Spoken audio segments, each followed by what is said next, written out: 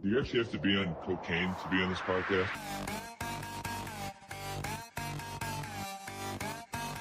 It's a great day to be a Wildcat! Cocaine.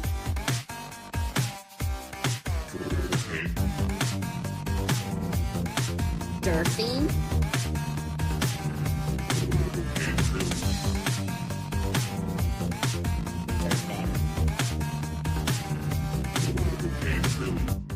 What is up, everybody? You're listening to yet another edition of Cocaine Willie, the official K-State representative on the College Huddle.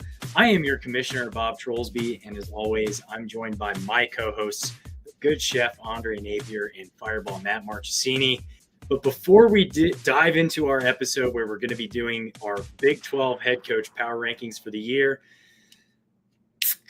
this beer crack is sponsored by Auntie May's Parlor, located at 616 North 12th Street in the heart of Aggieville in Manhattan, Kansas. You know them, you love them. Auntie May's has been serving up the finest craft cocktails, draft beers, and everything in between for 51 years and is a staple every time any of us go back to Manhattan to hang out, go to a game, whatever it might be.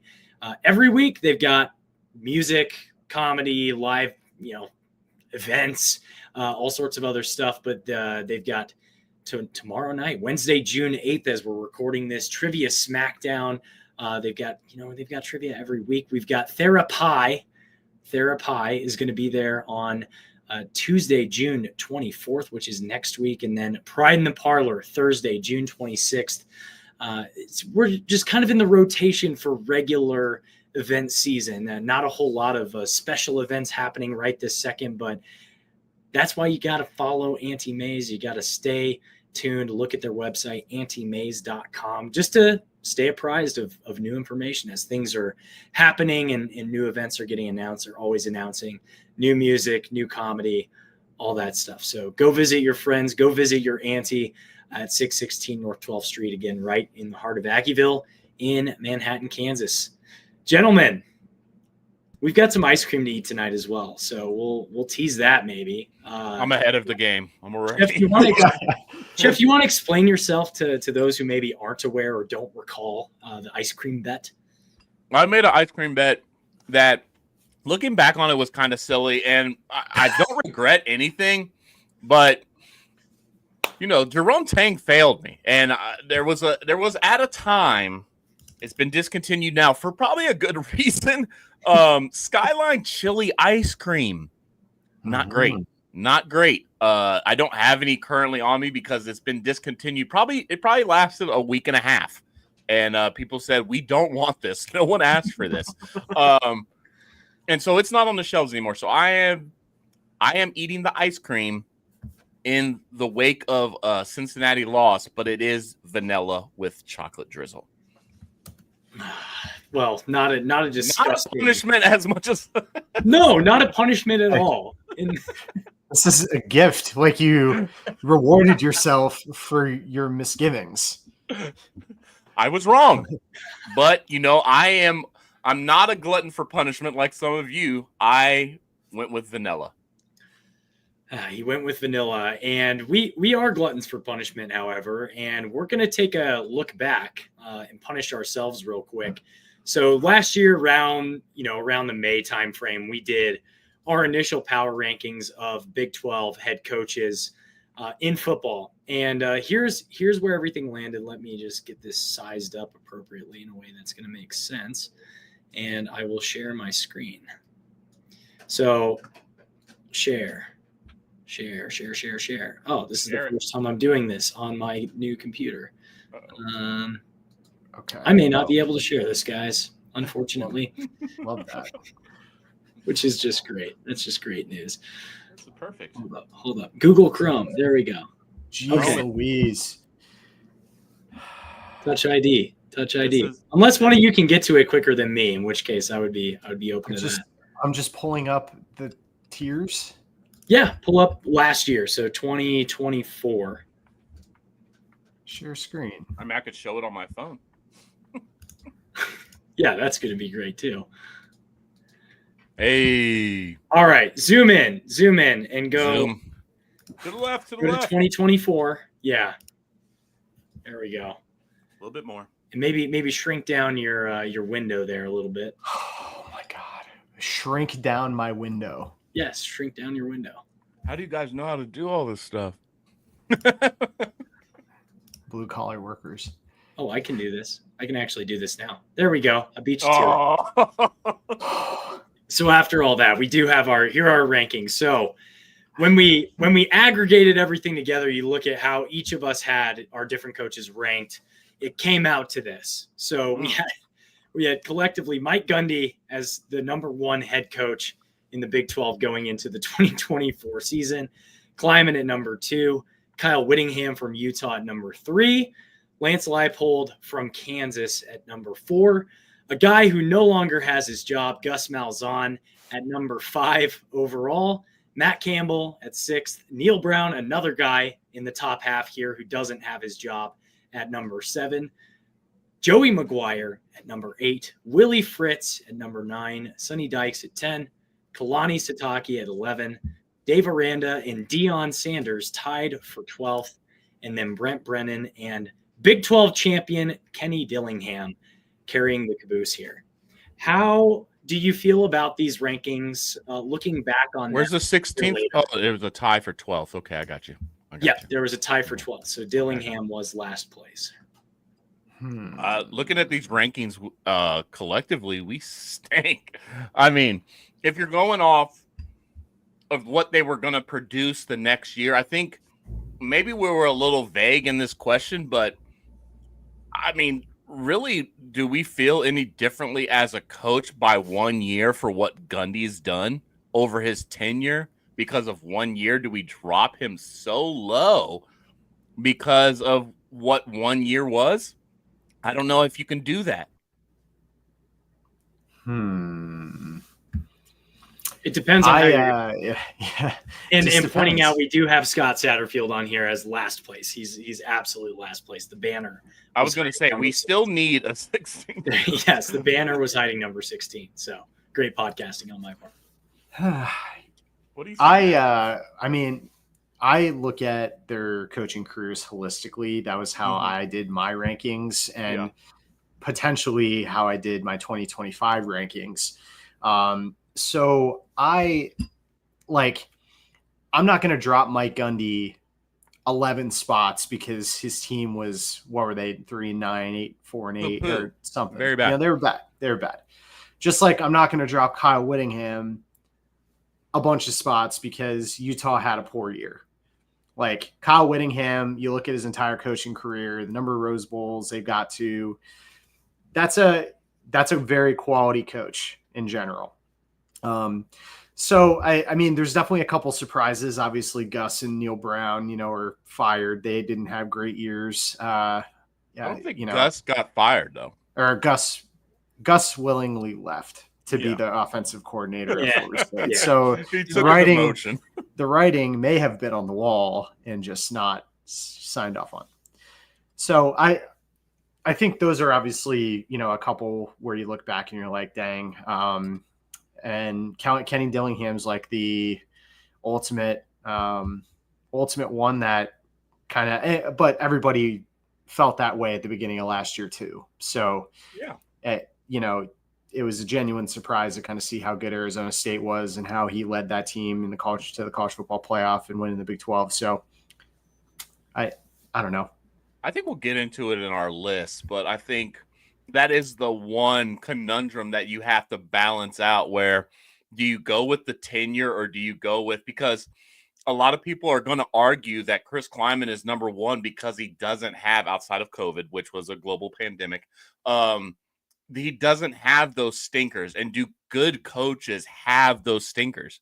Because if you're a good coach, you don't have stinkers. So in turn, if you're going to argue that for Chris Kleiman, why he should be number 1, you have to kind of deduct that from a Mike Gundy or a Kyle Whittingham because their seasons went so poorly.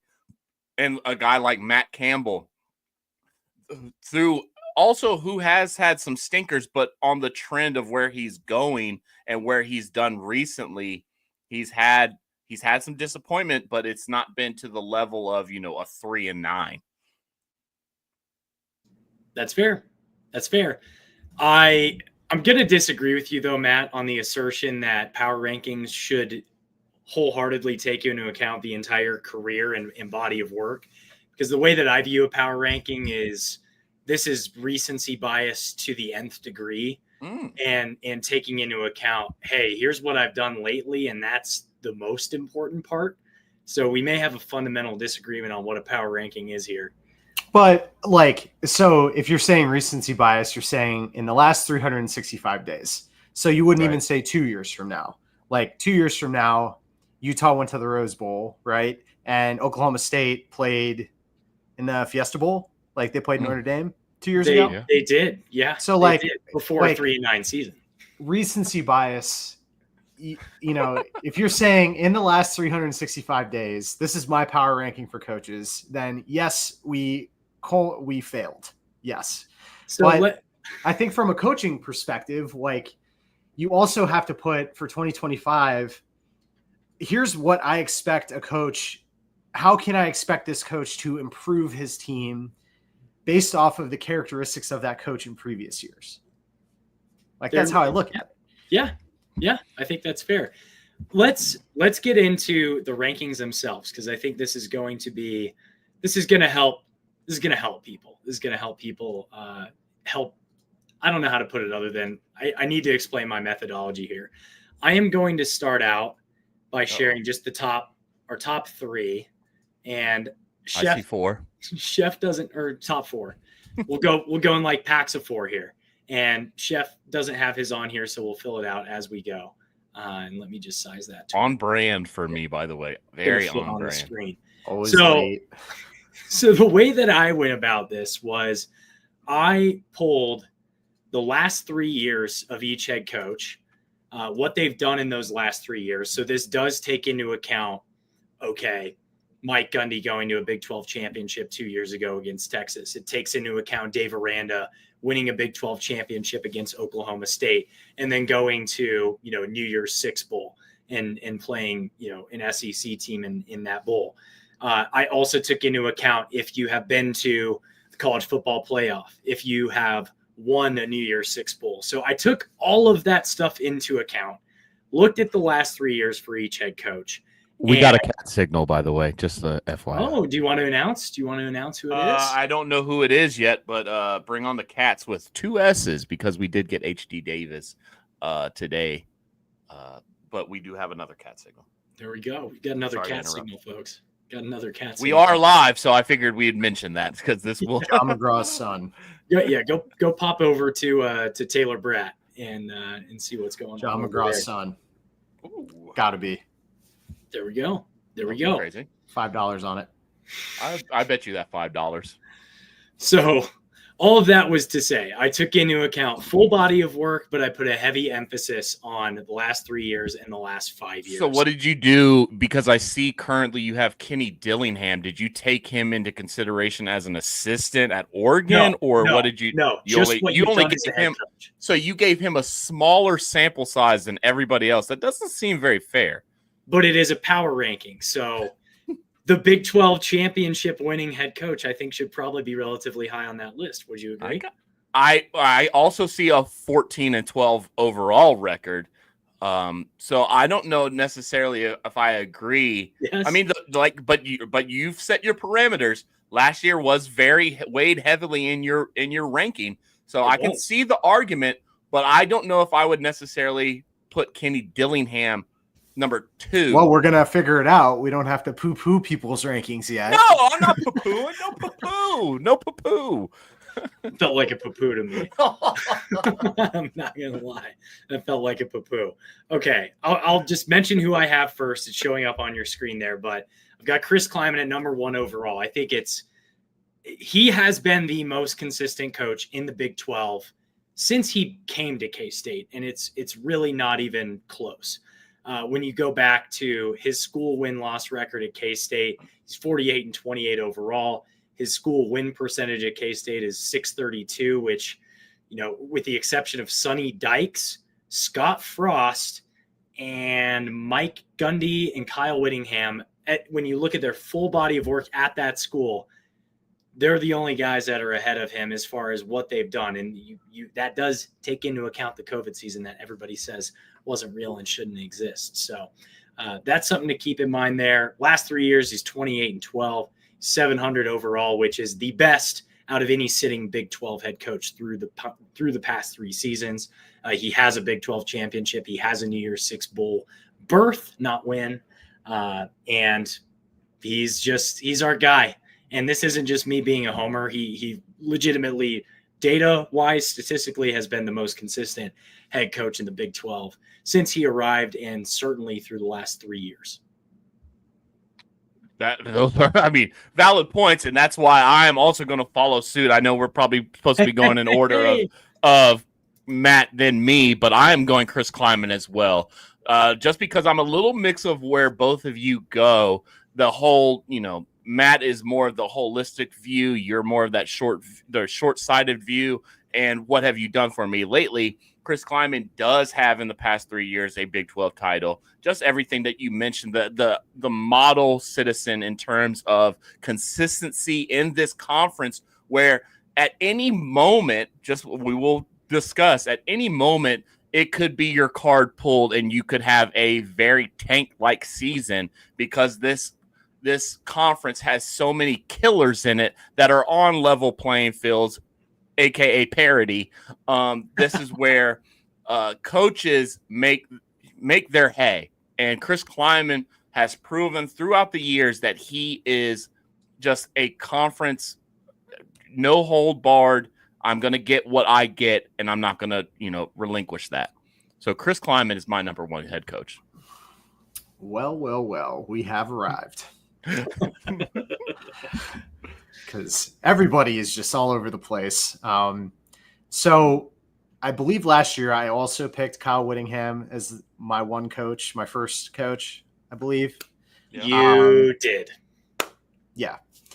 I'm not going to let one bad year throw away the fact that in the last 4 years, Kyle Whittingham has 2 conference titles. Ooh. He made it to the Rose Bowl twice. 3 out of the 4 years, bowl game. And I can't discount that fact. I just can't. I mean, if you think of all the other coaches in the Big 12, and you can put a little bit of recency bias into it, which is why when we get to Mike Gundy, I can explain that. But in his first year in the Big 12, obviously huge disappointment. Transition to the conference just didn't work, whatever his plan was. But historically, he's been able to take teams and improve them after a bad year. And so the last time he finished under 500 was 2013. He finished 5-7. The next year they went 9-4. So I just can't discount the fact that you have a guy who in the past 4 years has won 2 conference titles. You look at his holistic record, won the Sugar Bowl, but that was, 15, 17 years ago. That's a long time. I can't necessarily discount that fact, but that was in a different area of college football. But, you look at the past 5 years, but you take the COVID year out. This is a guy who has 50% of his seasons, they won the conference. So he's my number one. Some would argue what was the Pac-12 though. Some would argue that. Sure. I mean, you could absolutely argue if the Pac-12 was a tougher conference, but in the grand scheme of things, if you think of the brands in that conference and the teams and programs that are historically good, he brought Utah in this recent time frame ahead of Oregon, ahead of USC, Washington. Oh well, Washington, I don't know. I think it's hard for me to drop him based off of 1 year because I look at it. If I think of a power ranking, these are who were the coaches in order of I would want to hire if I was an athletic director. Who would I put in to try and build and have a good year? And I think he's old though. He is old, but we're not putting age in this. So no. But I mean, you did say that one of your reasonings was if you were athletic. If I needed a coach to give me 1 year, like 2025, I'm hiring a coach. I'm looking at their background, their career, recently, all this, I'm putting him number 1. Oh, so okay. So if hold on, let me just get this. I'm just going to put this out there. I know we're already 20 minutes in, but let's put this into perspective. So, would you say if that was the case, would you put Kirk Ferentz number 1 in the Big 12 in terms of power ranking? Because if you look at Kyle Whittingham, mind you, outside of the conference championships that Kyle Whittingham has, I would say Kurt Ferentz and Kyle Whittingham have very similar resumes. And I don't know if you would put Kurt Ferentz number 1 or try to start a program with Kurt Ferentz. So if I look at Kirk Ferentz's record, yes, he's a good coach, right? Mm-hmm. Hasn't won the conference since 2004. Yeah. In the past 4 years, he has won 10 games twice. Yeah. Am I putting him number 1? No. But that's why I'm trying to get my reasoning why Kyle Whittingham is number 1. Is he ahead of Gundy? Probably not. No. I would say probably not. That's very interesting logic. Because, I think Mike Gundy's – how many conference titles has Oklahoma State won? Like, how many BCS bowls has Oklahoma State won? Like, they've won, what, 2 conference titles in football? Gundy has 2 2011 and – that was before we had a Big 12 championship game? When there was a little drought, when there was a drought of they lost to Baylor. Yeah. No, yes, they lost to Baylor. And they lost to Texas.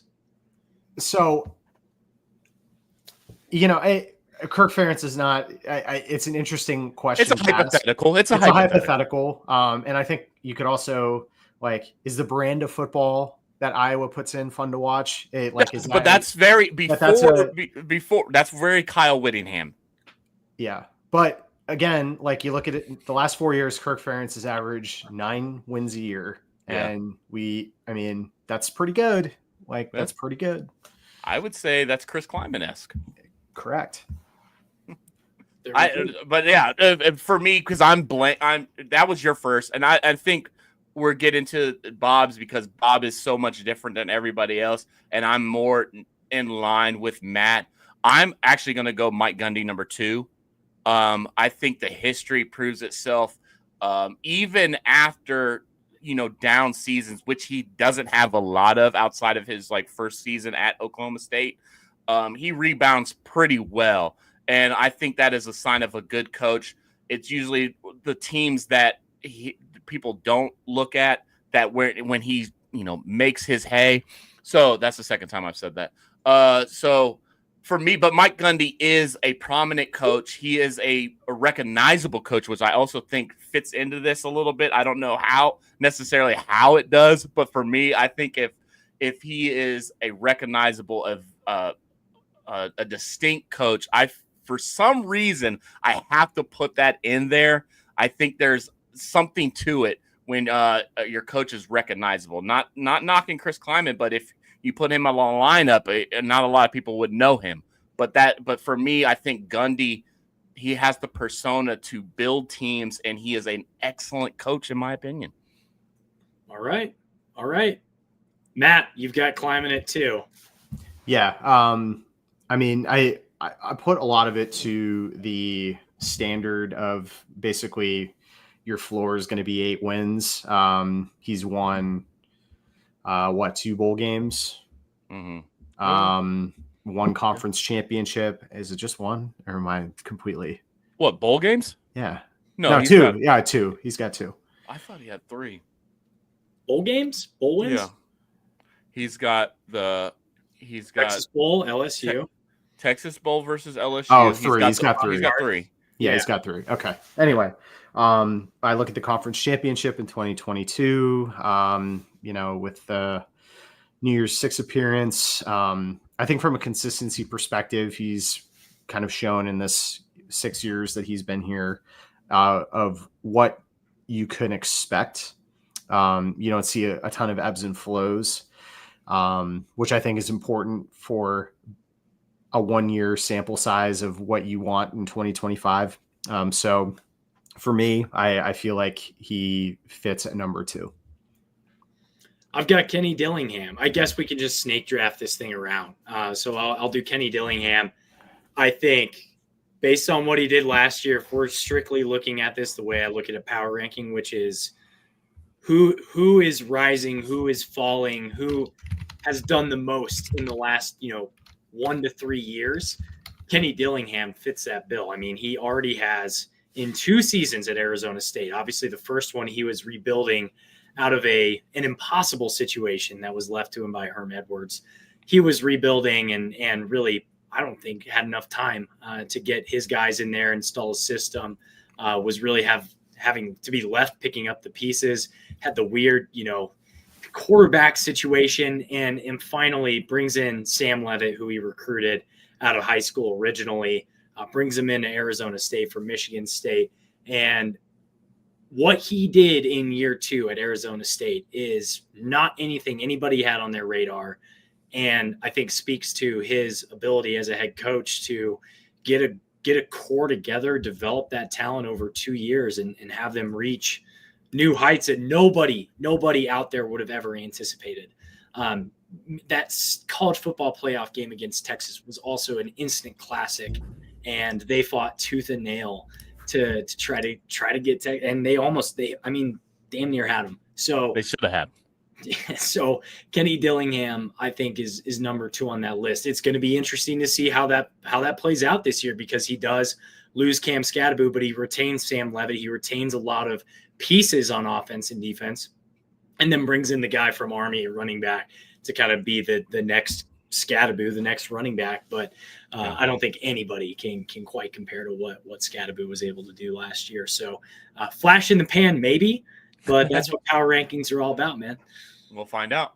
All right, snake draft number 3.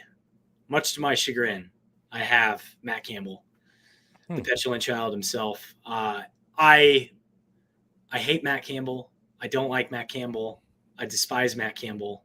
But it's impossible to look at what he's done at Iowa State and not be at least admirable of like admiring of what he's been able to accomplish there.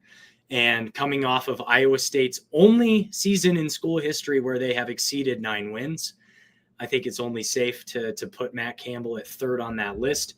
They come off of a Big 12 championship appearance. Once again, not winning the Big 12 championship, like they didn't win in 2020 either. But I can't wait for this matchup in Ireland. I can't wait to hopefully get one over on Matt Campbell for the first time in a little while. So, but he's been a really impressive head coach, and obviously last year with his 2 wide receivers too. I mean, those guys were lights out in Higgins and Noel. So I've got Campbell at 3, and so does Matt.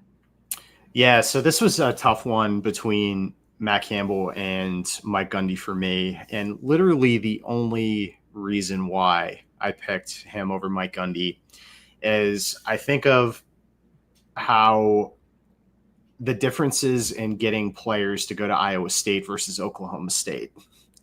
I think it's a more difficult task to get players to come to Ames.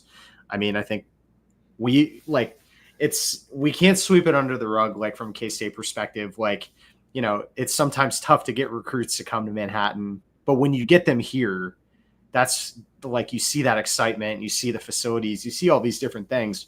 And I think Matt Campbell has done a good job of leveraging one of those difficulties in recruiting good players to Ames, but also players that he develops and makes them better over time.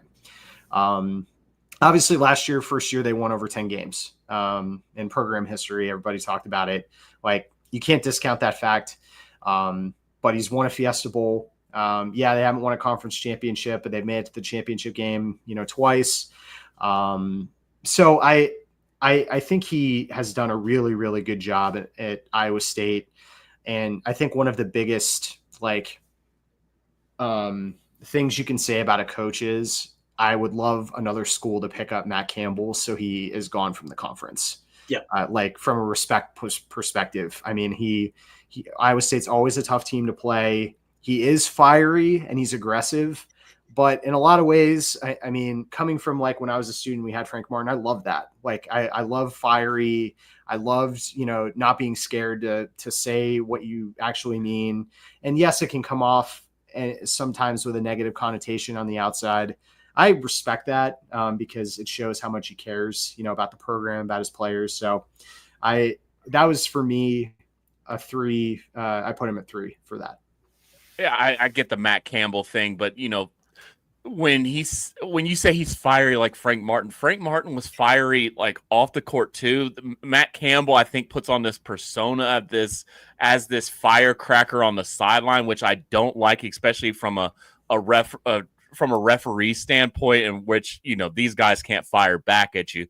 I mean, he doesn't do that to any other coaches or anything like that, which I don't like.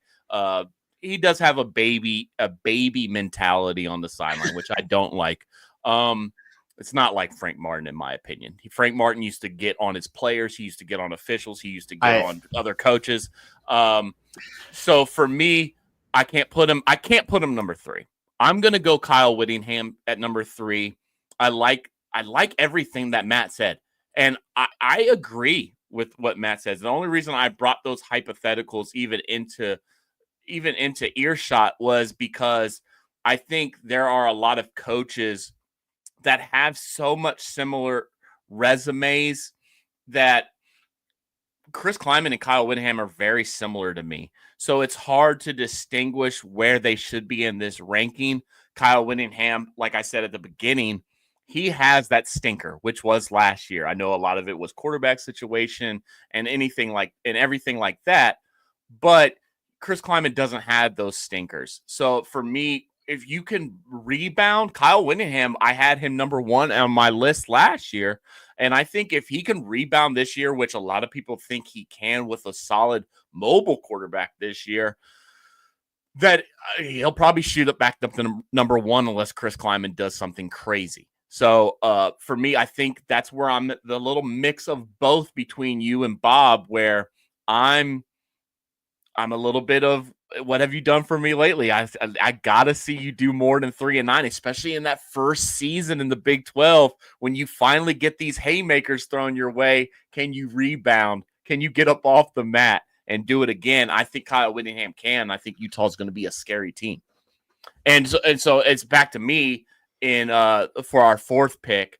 And this is where I have Matt Campbell, because Matt Campbell he's got multiple appearances. He hasn't really won too many things, a Fiesta Bowl, which is fraudulent, but nevertheless, Matt Campbell he's a little bit of that mix where it's that consistency, and his consistency is on the rise at this point. I mean, he's heating up on the recruiting. I mean, his recruiting is very similar to what Kansas State, and I like that you threw that in there where that separates him and Gundy is the talent acquisition part. Matt Campbell is actually kind of killing on the recruiting, not to throw salt in the wound, but they did have an Iowa State quarterback decommit and commit to Alabama, their one prize jewel of a prospect. But nevertheless, Matt Campbell, as much as he is a baby on the sideline, this is where I think the tiers of the coaching in the Big 12 happen, because I think there is not necessarily a steep drop-off, but there is a drop-off in terms of the pecking order of where the coaches rank. Because I think after this, we're going to be not necessarily all over the place, but this is where the divide is going to happen. Well, Mike Gundy. So, Chef, you know what? Chef and I, we usually butt heads. He's always wrong. I'm usually right. We're basically the same, like top 4, 2 peas in a pod. Yeah, kind of, yeah. Yeah. I didn't like it. Now that I look at it, ooh. Oh, damn. Yeah. Now that I look at it, I don't know if you did have your list first, so I'm not going to ask you to change. I have my list first. Oh, my God.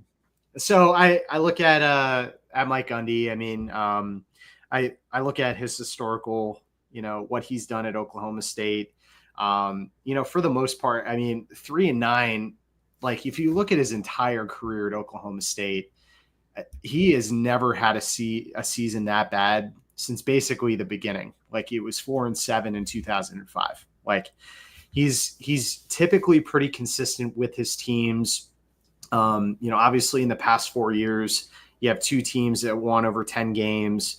They won a Fiesta Bowl against Notre Dame. So they want to be, a New Year's Six Bowl. I believe he's shown, through his career that he's deserving to be up here at the top, because in the grand scheme of things, he brings in talent, but he also coaches up this talent. There's a bunch of talent in the NFL from Oklahoma State, which you can't sweep under the rug at all. So Chef said a lot of really good points about him earlier. I'm not going to rehash it. I haven't before. I will say this. I owe Matt a very expensive hot dog next time we go, because it was Lawson McGraw that committed to Kansas State. Easy.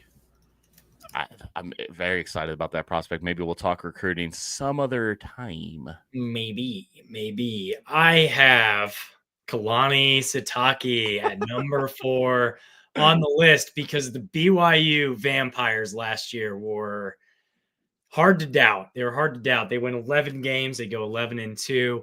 They win their bowl game matchup against Neon Dion down in the Alamo, and finished conference record 7-2 overall in a 4-way tie for first place. So I've got them right up there in the mix with Mr. Dillingham and Mr. Campbell from Iowa State and Arizona State.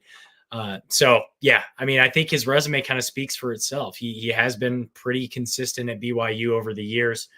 When you look at his career, win-loss and percentage that he has there, he's 626 overall. He's 115-72, which puts him in that kind of top tier there. When you look at the sitting Big 12 coaches. So looking at both his career and the recency, he's done a lot of really good stuff there. I mean, he turned Zach Wilson into an incredibly good prospect, and look how that panned out in the NFL. So same thing with, some other quarterbacks. So who knows what's in store for BYU next year. I'll say that with Retzloff having some allegations filed against him. All right. So this is our kind of our top tier, top 4, top quarter here. We will move on to 5 through 8. Ooh. I'll start with Sonny Dykes. I've got Sonny Dykes at number 5 after having him ranked fairly low last year, coming off of that 5-7 season. And I think he got things back on track last year for TCU in a weird season where a lot of teams were kind of a jumbled mess and there was a lot of parity, like we've already talked about. TCU was in that top half there. So I definitely think he's deserving of being a top half coach in the Big 12. He's obviously, when you look at the last 3 years, I'm eating crow by saying this, but you've got the national championship appearance. You've got a Big 12 championship appearance. You've got a New Year's Six Bowl win against Michigan leading up to that national championship appearance. So he hasn't done that bad in the grand scheme of things. So I think Sonny Dykes is deserving of 5th overall. And Matt, you got my guy, Kenny Dillingham there, number 5. Yeah. You went with the power rate. You went with the recency bias here. Well, there isn't much to really go with. I mean, you go from 1-11 to, making it to the college football playoff. You have to reward that. I also do look at it from a recruiting standpoint. He's done a really good job of getting some players in here for 2025. I think a lot of it is going to be, can he continue the success? Can he continue, to move this program forward and not take a step back in your 3rd year and not take a step back after such a huge year the year before? He's one of these coaches that if they go 7-5, he's tanking down this list. I mean, so I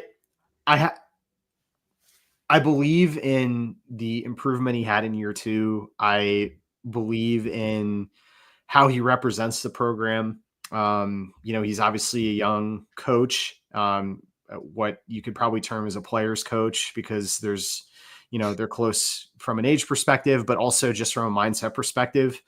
That's how I perceive him in the media, when he speaks and everything. So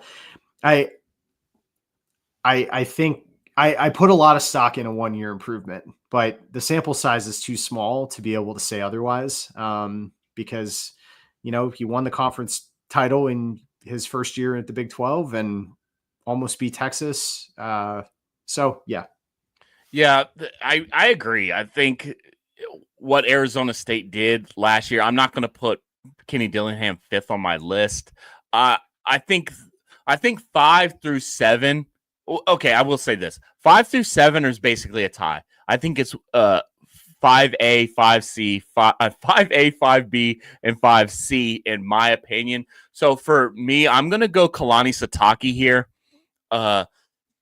He was a COVID merchant with his best season coming during COVID, but he also has 3 multi-win seasons, double-digit win seasons, I should say. And I have to. It was a tough one between him. Well, I'm not going to give I'll give my second pick away for the below him. I'm going to actually go. Man, it's so tough because the turnaround job that he's done, and it's really up to what we're doing right now because it's going to be a prove it. But I've got to go Deion Sanders. For me, Deion Sanders. Wow. I mean, he turned that program, but that was an absolute dumpster fire into. He obviously he did it with absolutely excellent transfer recruiting, which we can't deny. I mean, we all thought it was kind of crazy at the moment where he flipped the roster. He's bringing in Louis and all this stuff, and he's getting rid of the old luggage. As brash as you wanted to say that he was, he did what he said he was going to do. Now, what did he win a conference title? No. Did he do any of that stuff? Not yet. And did he do it with his son, who was arguably one of the better quarterbacks in the conference and the Heisman winner? Which I think you have to give him credit for because, I mean, that's literally what not Cliff Kingsbury. What's the guy at USC right now? Former Oklahoma coach. Damn, what is his name? That bitch out west? Yeah, what is his name? I don't even know what his name is. Riley.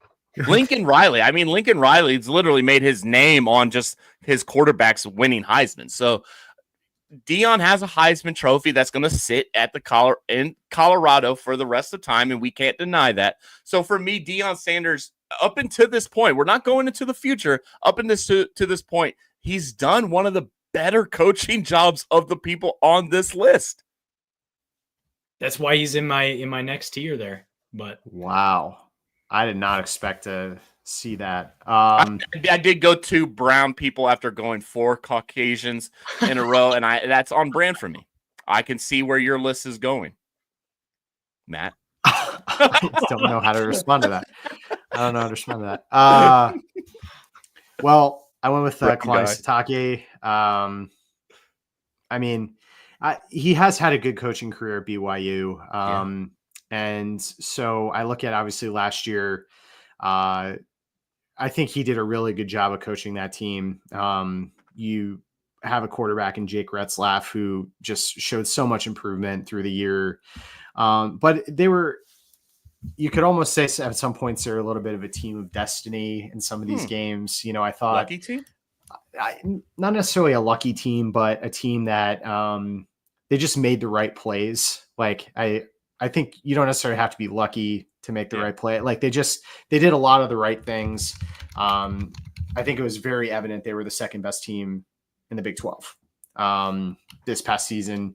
It would have been very interesting to see if somehow BYU got in the college football playoff, how things would have went. If you think about that Colorado game in the Alamo Bowl,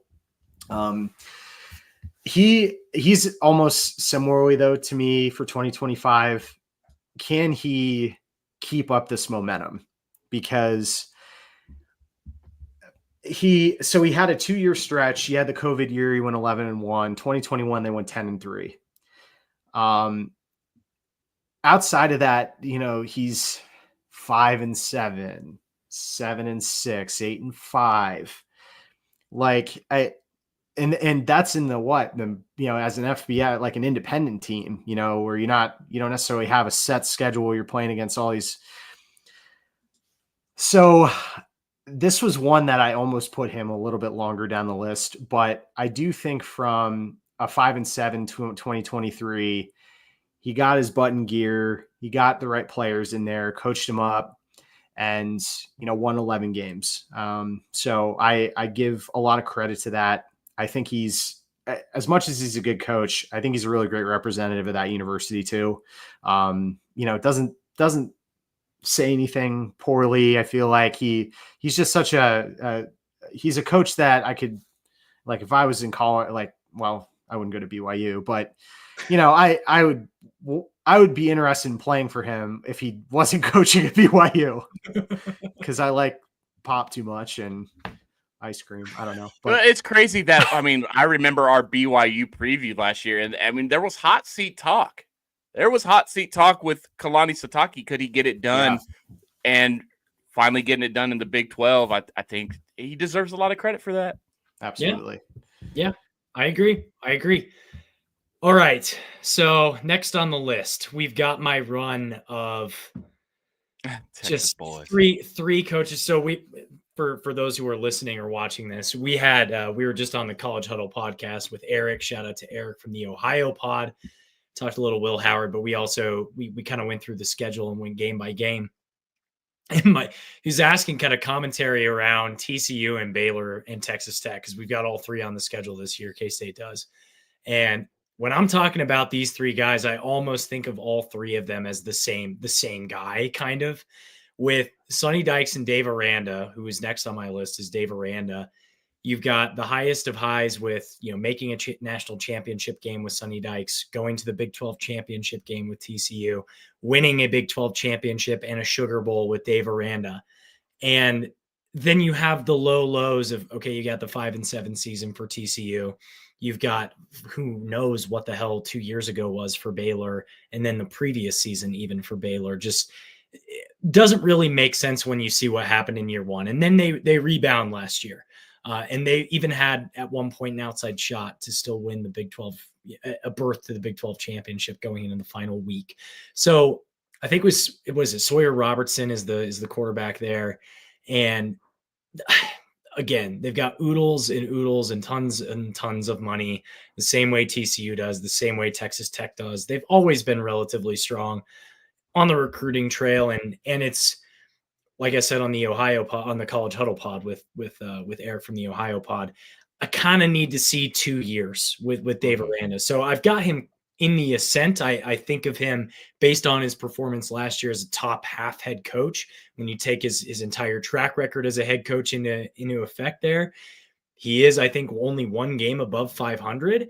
But when you think about the wins, they have that massive Big 12 championship win against Oklahoma State that came down to that final play, down at the goal line there. So it's hard for me to rank him any lower than this based on what he did last year. But I don't think I could rank him any higher than a guy like Sonny Dykes either. So I think I got him pretty solidly at a 6 there. And then similar, I've got Joey McGuire at 7th overall.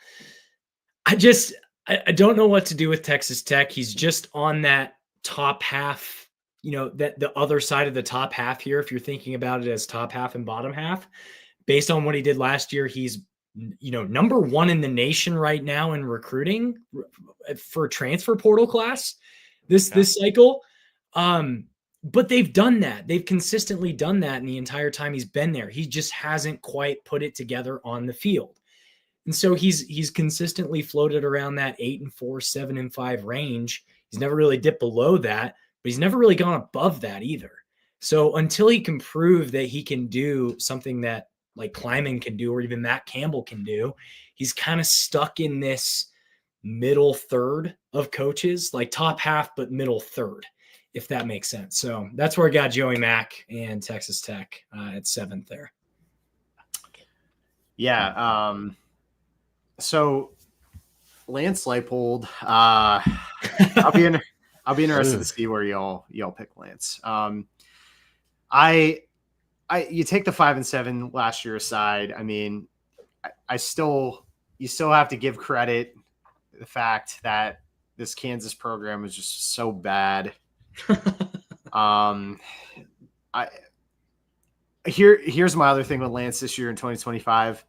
Jeff Grimes, like hiring Jeff Grimes as your offensive coordinator, a guy who has not necessarily had a bunch of success in the Big 12. Last time he was here was with Baylor. That team wasn't necessarily the best offensive team. I think this is a team that's going to have to like score a lot of points this year, to be in games. And I am very interested about that decision, but I can't discount the fact that he led Kansas to 9 games, winning 9 games 2 years ago.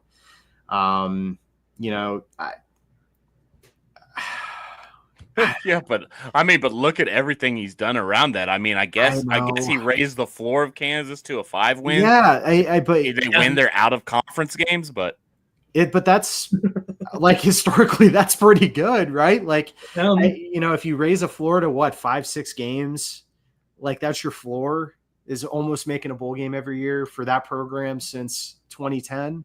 From 1 game win on average for basically an entire decade. No, I get what you're saying, but I mean, that's the reason. I guess that's the reason why I have Dion so high. I mean, I've seen it go back down. Now, once Dion crashes down to earth after this year, maybe I drop him down to 15th. I don't know, but the reason why I can't have Lance Leipold up so high is because was his peak 9 wins. Was the peak 9 wins with no conference championship and the greatest team that Kansas has had in over 2 decades. So for me, I just can't. And a lot of those weren't his guys either. So let's be honest. He didn't recruit all. He didn't recruit all those guys. So Dion last year won 9 games. Right. The year before he won 4 games. In right. Colorado. Like, no, I'm saying. But we had Lance higher last year when he was off of that 9-win season, and then we had the stinker. So, like I said, if Dion has a stinker of a season, then I'll drop him. But Lance Leipold for me has to drop pretty low for me because the coaching job to raising Kansas up can only take me so far. Because raising Kansas from the dead, now you got to keep them alive, and I think they're dead again. So, what did he do? He resurrected them for a little bit. And so, for me, this is where I have Kenny Dillingham. And unfortunately, I'm kind of battling 2 sides. And it's that's why I said it's so hard in this middle area after that top tier where you're like, Kenny Dillingham is a 14-12 coach all time as a head coach, but he has a conference championship. So, it's hard to put the dichotomy of the man together and say, oh, he's really good, but he also has a pretty shit season as well on there, but it is Arizona State. So can he do it again? He'll probably go way higher once he does it again, but he also has the assistant head coach pedigree as well. So for me, I don't know if you want to put that in there. I'm not going to. That's why I have the reigning Big 12 champion at 7 because he still has work to do. I think he's a good young coach, but he has some work to do, and he got bailed out of a lot of games last year.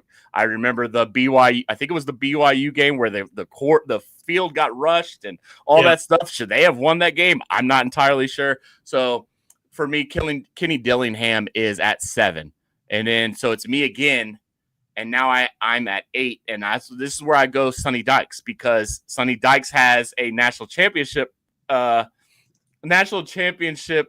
appearance on his resume, and he did have a stinker, but he also rebounded with a 9-4 season, which we all would praise. So I'm going to go Sonny Dykes.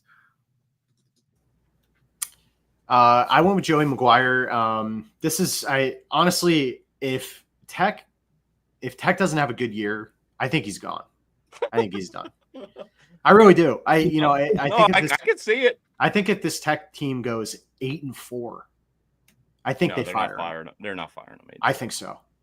The expectations are high this year, and you could say the expectations were high last year too. Yeah. The expectations are high this year. You bring in some high profile guys. I just think if they go 8-4, he's done. You're gonna have boosters that are gonna try and bring in somebody else. that's my opinion. I have no obviously proof on that at all, but just something's got to give with him, because everybody talks about, when they brought him in, his Texas connections, all this stuff. But the important piece of the puzzle is, can he coach a team up and get them to a situation to be in the running for a conference title? And it just hasn't happened, in this 3 years. So I think if they have another 8-4 year, I don't think they're Texas Tech right now. I think they feel like they have the ability to grasp something as a program in the Big 12. Like, there's some great opportunities here, to boost your program up to be one of the top programs in the conference. And you got to win 9 games. Yeah. You got to win 9 games. So this year's I'm glad we get them at home. I really am. I think that could have the potential to be a huge matchup in Manhattan first weekend in November. Harley Day. Yeah. So I have him at 8. I think he's a mid-pack coach. That's not a bad thing. He just hasn't hit some of the echelons that you need to get it going. Love it. I love it. I love it. This is where I have Dion. I've got Dion at 8, so he's just on the back half of that top half, based on primarily what he did last season and being able to recruit a guy like Travis Hunter and have him come over with him to Colorado. Shedeur was obviously great. But outside of that, we've got a lot left to prove. And again, taking into account his FBS win percentage career-wise and his win percentage at Colorado, he's 13-12 overall, similar to Kenny Dillingham, but he has not won a bowl game. He has not been to a Big 12 championship. He doesn't have the accolades that a Dillingham has, other than he's got a guy on his team who won the best player in college football award, which how much stock can you put into Dion with that versus Travis Hunter's natural talent, which I think everybody with him coming out of high school thought that he was going to be 5-star Heisman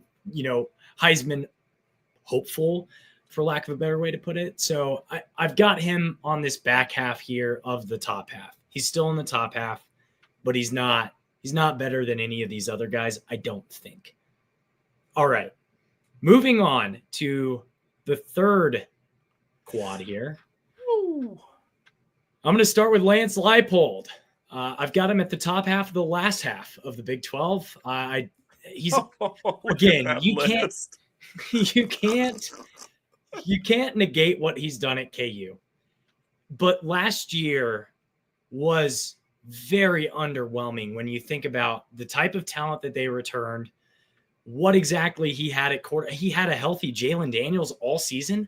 Everybody going into last year thought they could win 9 games with a healthy Jalen Daniels, a healthy Devin Neal, all the weapons and stuff. They had a wide receiver.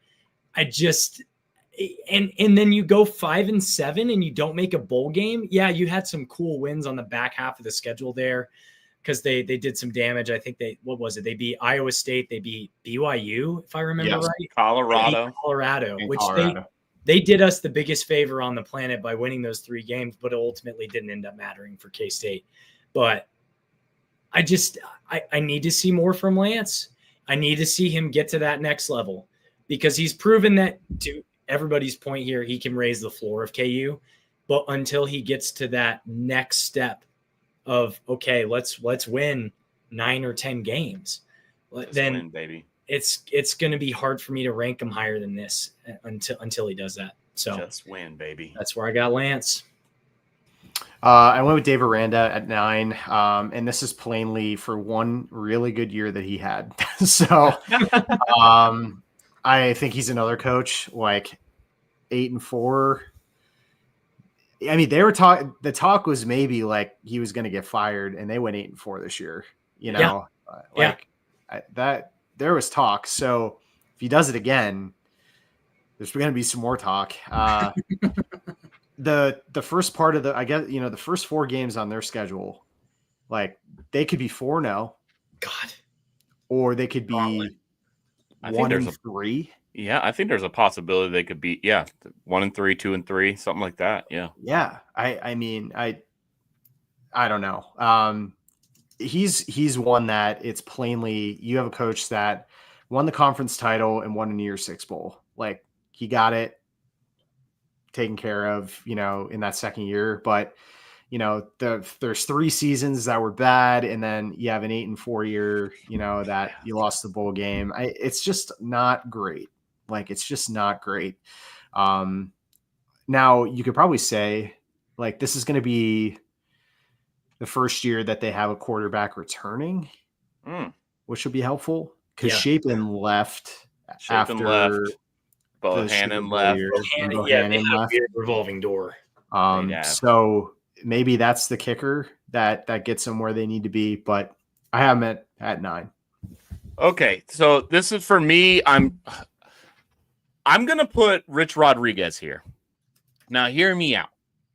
Rich Rodriguez, tenure-wise, outside of his Michigan debacle, which he was never a Michigan man. So living in Ohio and him being here, people loved Rich Rodriguez as a coach because he just sucked. I mean, he was not good. But you look at his resume, he is the ultimate just 7-5, 8-4, 9-win coach. And what he did the last 2 years at Jacksonville State, which is not in Florida, by the way, if you're wondering,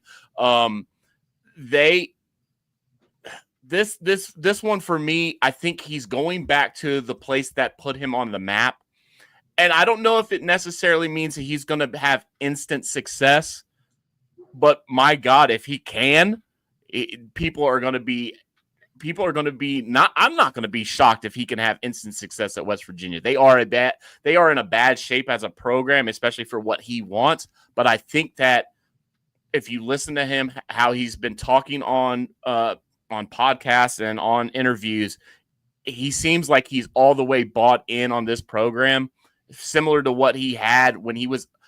I mean, even as an Arizona coach, he was pretty rock solid outside of maybe 1 or 2 years.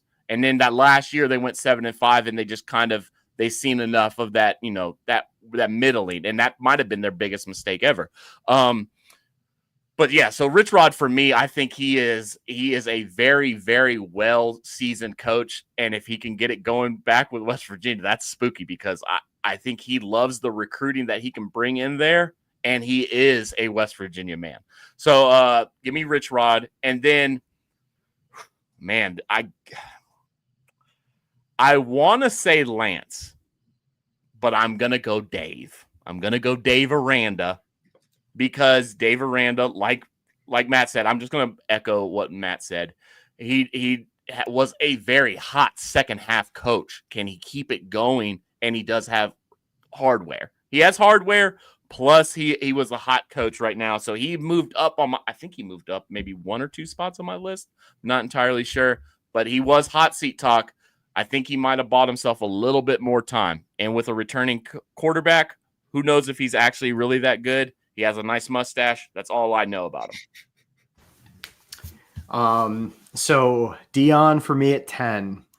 I have to see more from him at Colorado that doesn't involve his sons and a Heisman player and Travis Hunter. That's it. I mean, okay. I think he's done a good job in the recruiting piece of the puzzle because the Liberty quarterback that he brought in is an excellent player. And he has the 5-star quarterback that he got from USC. Juju Lewis. But you think about, yes, like this team, when he had his first year in the Pac-12 and they started 3-0 or 4-0 and then they lost 8 in a row. Like, I think last year we saw, some of the good pieces about Dion, which he's a polarizing figure. He's great for the conference. I mean, it's great having Deion Sanders in the conference. Yeah. But for me, I think out of a 1 year where you had the Heisman winner and you had Shador and I that wide receiving core in general was very, very good. Yeah. They went 8-4 or 9-3 in the conference. It's not bad. They have to do more. Like he has to show that you can do more. So I think I have him at 10. I think he can move up definitely, with a good season. But there are pieces of the coaching that I still wonder if he's, like he brings such good for the conference and good for the Colorado program, but are they ever going to reach a plateau of, are they going to win 10 games? I don't know. That's the thing. I don't know. They've got talent galore. I can tell you that much. I've got Rich Rod here. So similar to Chef, I won't belabor it because we're pretty deep into this, but Rich Rod has a great career track record. I think when you look at the holistic picture, and when I was putting all this data together, the reason why I went so recency bias is because Rich Rod kept showing up at the top of the list when you aggregated all the data together. And I'm like, I can't put him at the top of the list for a power ranking in a conference he has never coached in. He's coached 2 teams that exist in the conference currently, but he has never coached a single game in the Big 12. That's crazy. And certainly not in its current iterations. That's just how far back this track record goes. He hasn't done great. He's last in transfer portal in the Big 12. He's not doing great from a high school recruiting standpoint, I don't think, but he's going to be he's an old school guy, and he's going to take an old school approach. And sometimes that works, as we saw with a guy like Bill Snyder. So we'll see. Is it going to work in 2025? Probably not, but his track record speaks for itself. So he's still in my bottom half, but he's near the top.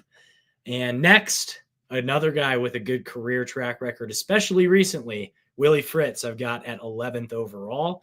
And so does Matt, apparently. So we can both tag team this here. But everybody thinks Willie Fritz is a great coach and is a very highly respected guy. He didn't have, I think, the season people wanted him to have in Houston for his first year, but it's certainly an improvement from Dana Holgerson. And he was left in a situation that's not ideal if you're a head coach going into that kind of a situation. So I think he made the most of what he had last year. And going into this next year with a former 5-star quarterback in Connor Wegman, we saw improvement happen late in the season for him last year, and things started to click. And I think that he's going to continue to ride that momentum from the latter half of the season last year into this season. I agree with that. And, again, a recent sample size, his time at Tulane, winning year 6 bowl win, and building that Tulane program, to have some consistency. And you think about what John Summerall had this year at Tulane, not to say it was, there's a lot of Willie Fritz players, that were still there too. So I think he has the ability to make the biggest jump this upcoming year, depending on your quarterback. I think that's kind of a really key piece of the puzzle for Houston is having a quarterback that you can run your preferred offense around. And is it Connor Wegman? Who knows?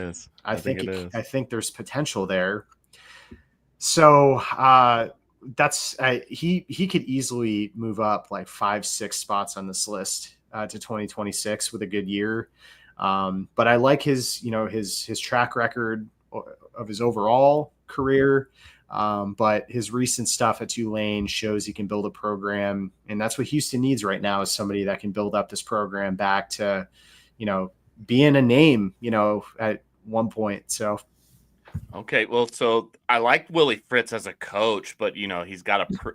For me, he's got to prove it in the Power 4 because Rich Rod has proved that he can do it in the Power 4. All these coaches have proved that they can do it in the Power 4. That's why I'm going to go Joey McGuire here. I don't want to leave him too far, and I definitely can't put him over. I can't have him below Lance because Lance has losing seasons. As much as people want to bash Joey McGuire for being a mid coach. He doesn't have a losing record. Maybe he's working with a lot more talent than a lot of these coaches that are above him or even below him. He's probably number 1 in terms of talent-wise, but can he prove it? He hasn't done anything to, negatively. He's just a Texas Tech coach. That is Texas Tech football. Whether you like it or not, it is what it is. You are Texas Tech. You don't go too far outside of your norm unless you're Mike Leach. So for me, Joey McGuire is floating right there around 11. He hasn't done anything negative. He's just a mid coach for me. And he's actually doing it opposite of how I thought because he was such a dynamic high school coach. he doesn't. I mean, he's doing it through the transfer portal, which is so weird. So now I think I'm gonna go Lance here. Lance Leipold here. This is where he deserves. I mean, he kind of belongs at the bottom quarter of the conference. He hasn't done anything outside of having the greatest team KU has seen in over 2 decades, and he went 9-4 with them. As much as we want to poo-poo on Dion, that he basically had a Heisman winner in terms of career-wise with Devin Neal at KU, and he did nothing. So, and he floundered this past season. So you could say the 1-possession games that might flip next season. We're gonna have to see it. Because if he has another one, I think he might jump ship himself. He's getting old, and does he want to deal with these KU weirdos? I don't think he will. His wife might create another burner account and just be talking stuff on Twitter for all we know. Get him out of here, Lance Leipold at 12. I have Sonny at 12. I don't enjoy him as a coach. I don't know. I just he's had a long career, as everybody knows. Yeah. He was at Cal, SMU, TCU had a great 2022 in his first year. Sure did. That's kind of right at the beginning of what you would consider maybe like the transfer portal, kind of moving, and shaking and whatnot. But a lot of those players that were there were at TCU the year before. This wasn't necessarily his team. He brought in some players, but it wasn't his team. He was fine at SMU, fine. I think he's average. I don't know. He has a national championship appearance. Yeah, they lost 69-0. I mean, against arguably the greatest team to ever play football. One of the best. He doesn't have a conference championship since 2011 when he was at Louisiana Tech. Wow. They won the Fiesta Bowl against Michigan. It was great for the Big 12. I don't necessarily I don't know if he's it. It's hard to describe. I just don't. I can see it. I don't enjoy enjoy what you're him. saying. So now we're just getting personal. I've never met the guy. The last 4 picks for Matt are just all personal shots. I've never met the guy. I don't like his demeanor on the sideline. I don't either. I hate Matt Campbell's as well, but he's still on my list in a respectable spot. I hear what you're saying about Sonny, but I think I got to have him a little higher than that as one of 2 coaches who has coached in a national championship as a head coach in the Big 12. And that's counting Scott Frost somehow, apparently, because he never even coached in a national championship game. But we'll get to Scott Frost. I've got Kyle Whittingham here. I think last year was rough. It's really rough. This is so bad. And, I could maybe be persuaded to have him a little bit higher on this list, but this is where the data led me. So the data put me here. Yeah. You know what they say about people who just respond to data. I didn't want to get into analysis paralysis, so I put him there, and then I moved on, and then I put Mike Gundy. This is so bad. This is so bad. I put Mike Gundy right after him because he had objectively one of the worst seasons you could have possibly imagined for a team that returned quite a bit of talent last year. I mean, even the Oklahoma State people we talked to were just kind of confused at the situation here. Really didn't make any sense.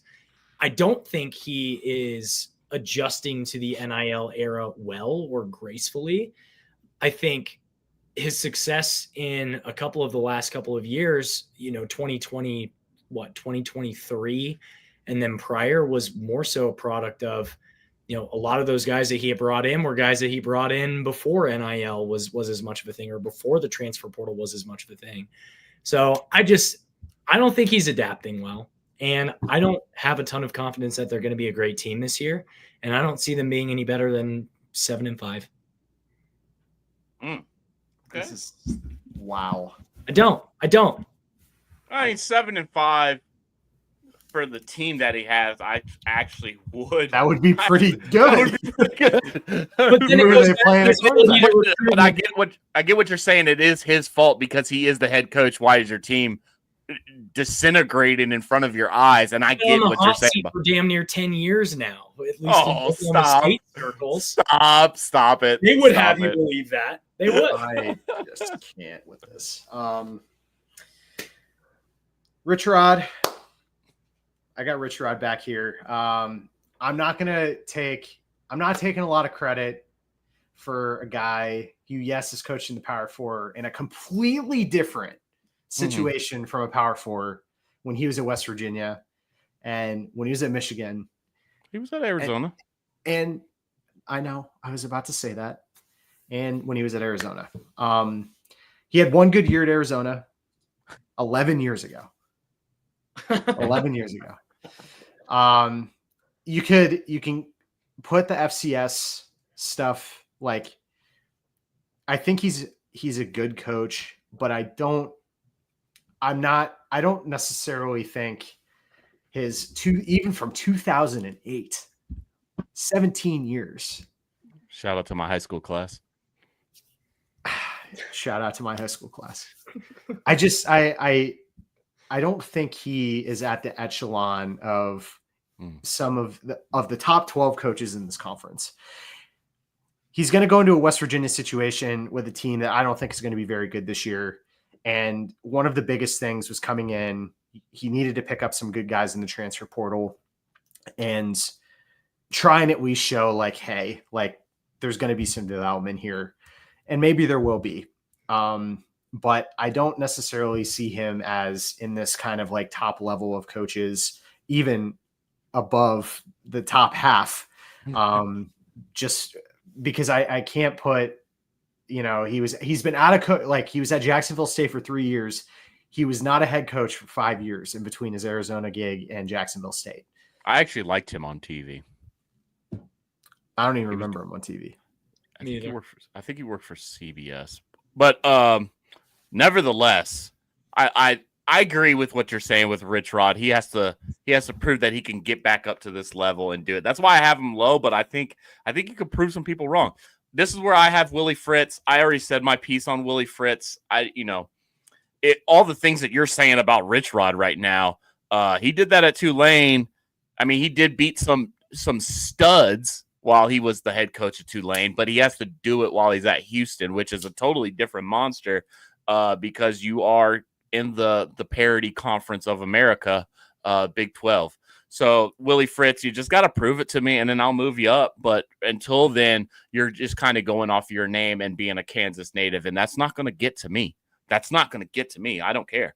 And then for me, we're all the same on these. So I'm just going to go.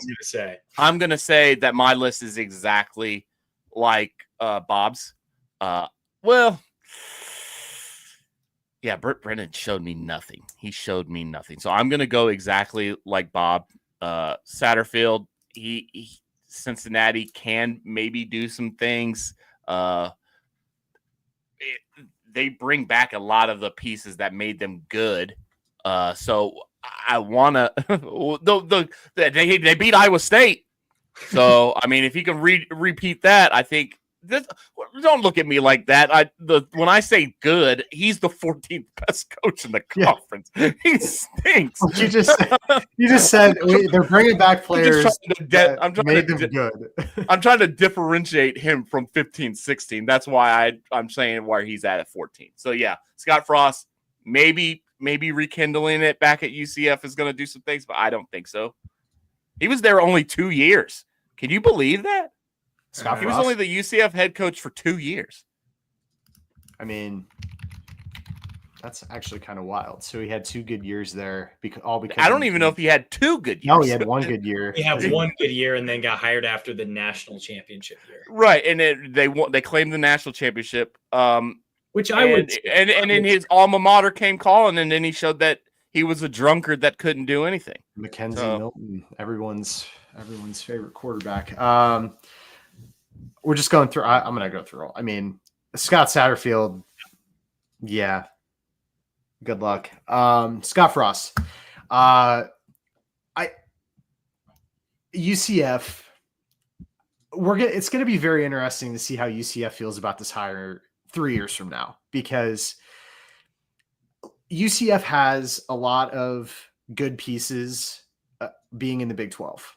And I figured there was going to be something, they were going to hire somebody more exciting than Scott Frost. I would say that's a big name. Yeah, sure. So Scott Frost at Nebraska got fired, and he hasn't done anything since. No. How many games into the season did he get fired, though? He got fired 3 games into the season. I mean, no, I get that, but like in terms of names and what coach, I mean, you could go probably on like merit, like who deserves it, like a coordinator that's probably like a really good coordinator, but who really wants the job, short notice, that's familiar with the program. That's what I'm saying. That's where you're dealing with here. I know. It's going to be very interesting to see how they are. And then Brett Brennan, like garbage.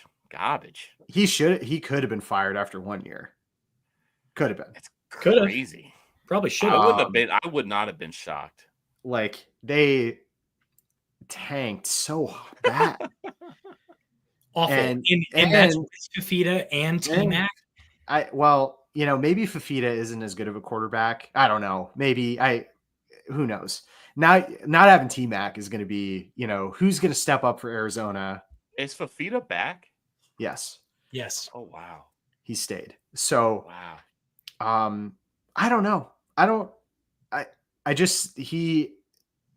They had such a bad year last year coming off that Alamo Bowl that I cannot put him last. Sorry, Brett. Scott Satterfield is, I think, still probably the worst coach in the Big 12, and Scott Frost could prove me wrong, but Scott Frost has a national championship as a head coach at the school he's currently coaching at. Brent Brennan is still, like, those two guys are still somehow worse than Scott Satterfield, but because there's no track record of them being worse at their current school than Scott Satterfield has consistently been at Cincinnati, I don't know. Like, he somehow is just slightly better than these two guys because they just don't have enough track record to be as bad as Scott Satterfield has been for the last, 3 years. So these three guys all suck. You could put all of them at tied for 16 and it would be perfectly fine with me. But with that, let's look at the aggregate. I was doing math on here in the interim while we were getting this all squared away, and it's not showing my math. So I'm gonna have to share on the screen here real quick. But here, real quick, is this the one that's got it all? Needed to sort that a little better. This is the one that's got it all sorted. So, Chris Kleiman, number 1. Is this a K-State pod or what? Oh, who would have saw this one coming? It's all because of Bob. So we can see that. So, okay, 1 through 16, we've got Chris Kleiman at 1, Matt Campbell at 2, Kenny Dillingham at 3, Kalani Sataki at 4, Kyle Whittingham at 5, Mike Gundy at 6, That's crazy. Deion Sanders at 7, Sonny Dykes and Dave Aranda tied for 8th, Joey McGuire at 10th, Lance Leipold at 11th, Rich Rod at 12th, Willie Fritz at 13th, and Scott, Brent, and Scott pulling up the caboose 14, 15, 16. It's Bob. Bob is skewing this thing so bad. He did skew it quite a bit. It's the averages. It's how it averages out. I Should we eat some ice cream? Yeah. I already ate mine. You already ate it? I would have melted by now. Dude, it's like, so this is a sweet and salty pretzel crunch in blue coconut flavored ice cream, which this is really weird. I don't love it. It tastes too much like a pina colada. Okay. So it's a little fruity. Maple soaked pancakes. Holy shit. That's a It's drunkard. That's a drunk ice cream fluffy right there. pancakes in salted butter and maple syrup creams. How could it be fluffy pancakes in there? Well, we're gonna figure it out. Fluffy pancakes in the mouth. I will say, getting beyond just the ice cream part of it, getting into like the salty pretzel, that's kind of nice. It's kind of nice. It's really what makes ice cream the really only thing good about This it. tastes Is like the chunks. This tastes like exactly it. It Like tastes like butter. Waffle House. Waffle House. How does It tastes like butter with maple syrup. how does it pair with the Coors? I don't know. Pretzels and beer typically go together. Oh my god. I can't decide if this is incredibly good or bad. I'm kind of in the same boat. Oh, it's bad for you for sure. Oh, Mine is also Kroger brand. So if you're in whoa, 300 calories. That's not Wow. too bad. That's not too bad. 210, Wow. well 620. 50% of my daily saturated fat is in one serving. I'll tell you what, though, the ice Good cream thing that I don't I eat ate, anything anymore. you guys have real ice cream. I ate. Mine was whipped hydrogenated oil, basically. That's what they. Uh, That ain't good. oh my. No, it's terrible for you, but it's sweet and it gets your blood pumping. Okay, Yeah. this is. I like this. I can I eat need- this whole thing. I'm gonna revisit this, but that's gonna do it for Cocaine Willie for tonight. We do. Should we make the announcement? Should we have people venture on over to cocainewillie.com? So we have launched a website. It is our merch store. Go on over to cocainewillie.com. I can't vouch for any of the merchandise yet because it's still on its way over. So maybe hold off for like a week until I get the actual sampler stuff in. Just But letting you know that we have a store. we are letting you know that we have a store. It is designed by a friend of the pod who wishes to remain anonymous at this point in time. But if you see the artwork, you may be able to draw some conclusions. But shout out to that guy. He's a homie. But it says Wildcat Country, let's ride. We've got multiple different things that have the design on it. It doesn't say cocaine on it anywhere, so you can wear it with pride and not worry about it. Plus, it has the Auntie May's Parlor logo on the hat.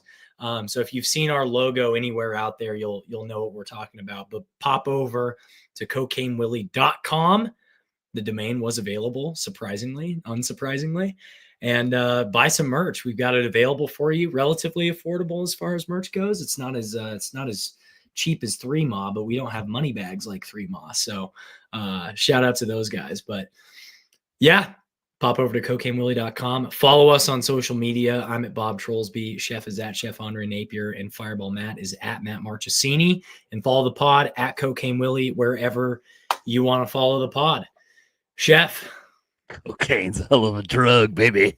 we are all coke and no joke. Wildcat Country. I'm punching up. Let's ride. Chef sucks at golf. Chef sucks at golf. He's not good. That's not true. So bad. So bad.